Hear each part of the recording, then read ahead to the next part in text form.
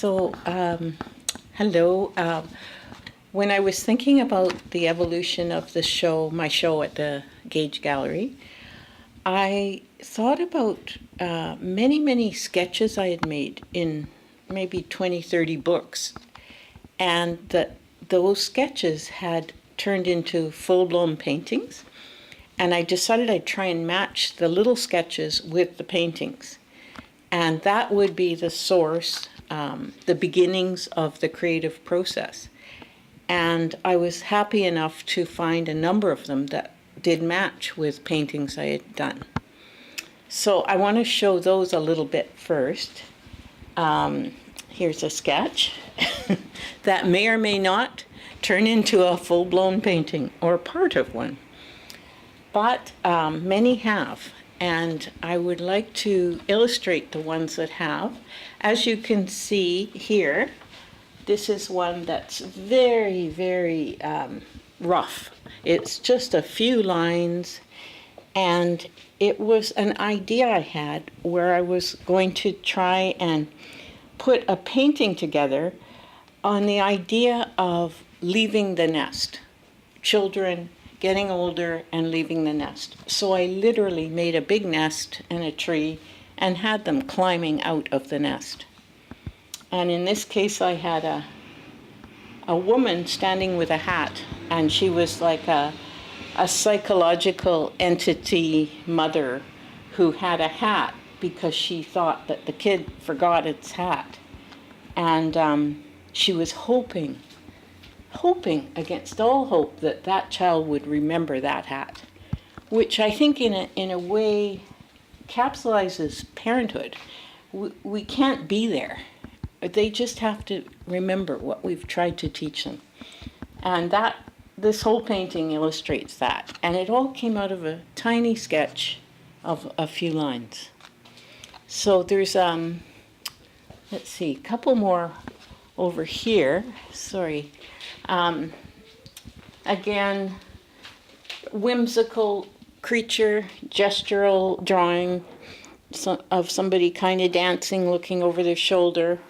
And I brought her alive into a painting that again was fantastical, didn't know really what she was doing, but there is kind of a magical quality to the hills and trees and sky, and she's walking the path, this path of, could be life or this year or whatever it is.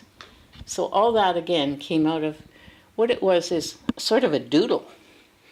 And then I'll illustrate here. It's another woman, young girl or whatever, who's mixing paint, and it's just an idea like of having a paintbrush like the size of a broom and mixing it on the floor. And then I made a painting of her called The Color Mixer. And it really is similar to what the sketch is. It's just a fun thing. Okay, so another aspect to it was I recognized that the sketches that are in the books may not have been made into a full-blown painting, but could be. So in preparation for this show, I did some paintings over here where I found the sketches and then did paintings off of them. So this one here is the Cuban Cafe, I called it, and it's quite alike the sketch. So I just took it and made a painting and introduced a fair amount of yellow and warm colors because of the feeling of Cuba, the joy of Cuba, and the music, etc. So all of these are similar to that. They're just sketches, doodles. You can see it's all ripped, and it came out into a little painting, and this is called the Bassoon Player, and it's, again, fantastical. But I played with color, and I played with some multimedia and layering. Here, this was a whole sketch that I did of a contorted man. And I did it in a meeting where we were talking about war for oil. So it was a very distressing topic. I was learning about what we do in the world for the destruction that we cause to get our oil, fossil fuels. And I thought, I can't really do a painting on this with just black and purples and deep tones, because nobody would actually want to have it hanging anywhere, maybe. So I thought, I'll use the guy, I liked him, and I'll put a tree, which is also nature and contorted and moves with whatever is going on in life, as you know, seasonally, and use gold and just colors that were more pleasing, but he's still in that state. So it was a way to show without going down. And I think we all have to do that a lot. Again, this was a multimedia one. It was from a life drawing sketch of a woman, and I liked her. And I decided to put her in a multimedia piece with different spiritual leaders around her and nature around her. And in this case, her eyes are closed, and here her eyes are open. Yeah. And again, another multimedia piece of it was a doodle of faces, of joy, of kind of breaking rules. And I thought, yeah, this is good. I'll call them the Bloomsbury group. It's kind of a fun thing to do. Yeah. And then again, a multimedia of just flowers and paint. And that did not have a sketch, because in fact it was just, I wanted to draw it on there.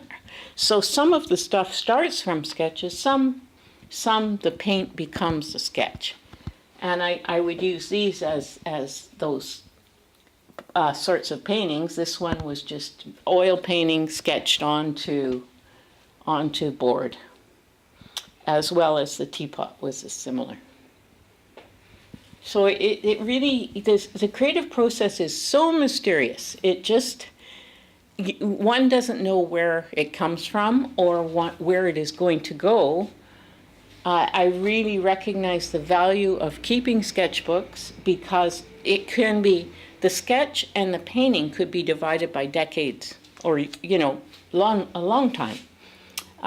One thing I do sometimes is I put the odd photograph in the sketchbook so I can remember if I don't have a painting, I would like to do one sometime. And I found this, this is from Europe, and it's a little photograph from the street, and it's called the Amsterdam Cafe. And I took the lighting of that and used that for that little painting called the Amsterdam Cafe. And used the shoes. The photograph of the shoes is more realistic. It's just what do you call it?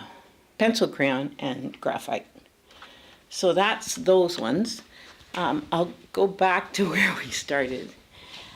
There's another one that I chose to use the exercise of the photograph to do a painting. And that is a fairly poor photograph here, where the main thing about it, I think, the main feature is the lighting. And this is called the Strawberry Shopper. And here's the store around, and here's the figure. And that was done in oil paint, and trying to develop a knack of some kind of degree of authenticity with portraiture. And this is portraits, but these are not real people. These are imagination people. And this is, again, a painting on the canvas, on the board, that is really just out of my head. And this was called Harvest. So you can see the animals and the people and the joy and the coffee and the carrot and peach and, yeah, and the water, the richness of our harvest of our land. So what else?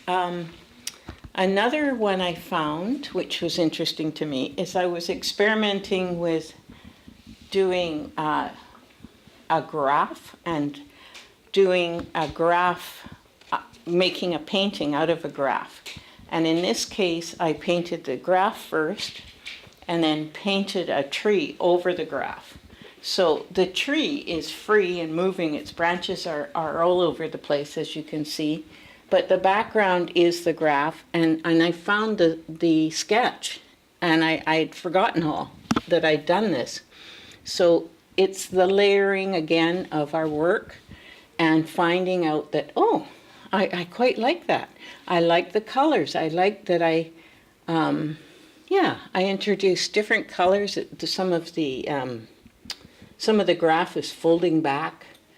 And it became a very good, I think, oil painting to segue into this work here, which is not my work. It is this person's work, Toshiyasu Sajita, and he is a photographer in Japan. And he unfortunately can't be here, but he sent a few photographs to augment my show. And I just really, really love the photographs, but also have discovered some of his the hard work of getting the photographs. They're not just snapping. Some of these photographs are up 3,000 meters, and so they would be taken from a vantage point where he's getting up early in the morning or going to bed late at night to get these kinds of scenes. And he has included where they are on these, he did all the labeling where they are in Japan. So in this far horizon, you can see Mount Fuji. So some of these are just tremendous. This is 3,090 meters high in Nagano Prefecture. And this is a shrine. Again, he's got it in the festival morning, ethereal atmosphere in the morning of the Yahiko Lantern Festival. And that's a Shinto priest walking in the pathway in the summer sunlight to prepare the festival. So what I love about this one is the reds that are deep into the forest, and then the greens which just provide a beautiful contrast. Just lovely. And the lighting too.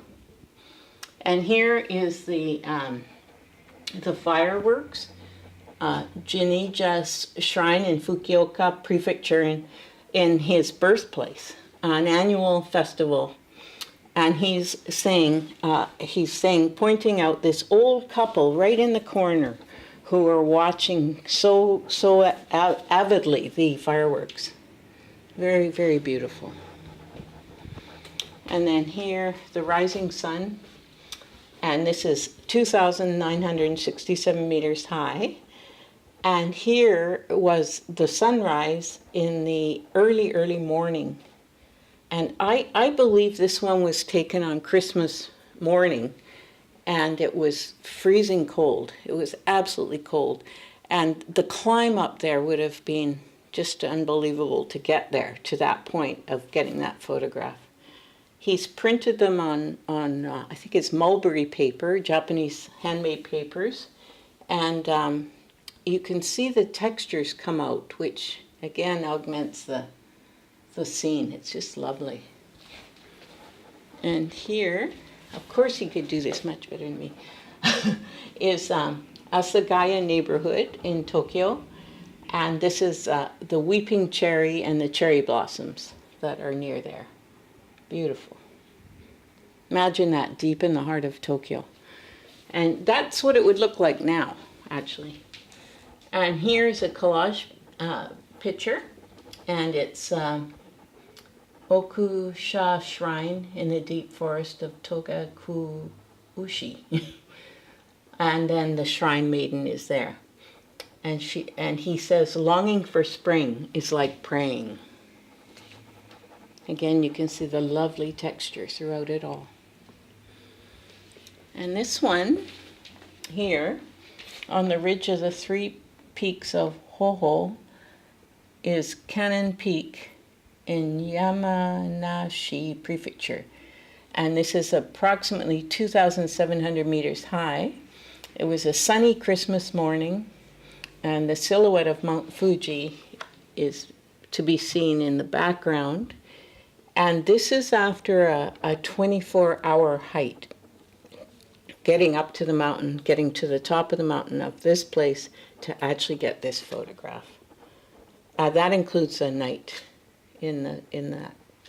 And it's sometimes 15 degrees below zero. Yeah, incredible. And I love the lighting. The yellows are just stunning, like here. And the pathway, there's always a path somehow through it. So I really love these, and I think that it's beautiful to have a cross-cultural way to display Yoshi's work, and I feel honored that he was willing to do that and bundle up everything in time for me to show. Just one further thing I wanted to say about the sketchbook idea is that when one has a sketchbook in their pocket, they don't have to worry about waiting. Waiting can be a glorious time of just observing and sketching, and one never knows if it's going to be a full-blown painting either. So I'll use these two paintings over here to illustrate that. And here they are, and they're of a shrine in Yokohama, and not a shrine, sorry, a subway station, and a subway station in Surumi. And both of these times I was waiting for a friend and didn't have a place to sit down or anything, but was just standing, and because I had a sketchbook, I could just get my pencil or pen out and just start observing what it was around me. And the time just went by until my friend came. I didn't even worry about it. So I think this is really the point of my show. It's for artists and it's for non-artists. It's to say, don't throw anything out. Keep your sketchbooks and always have one on you, because you never know. So thank you, Ephraim.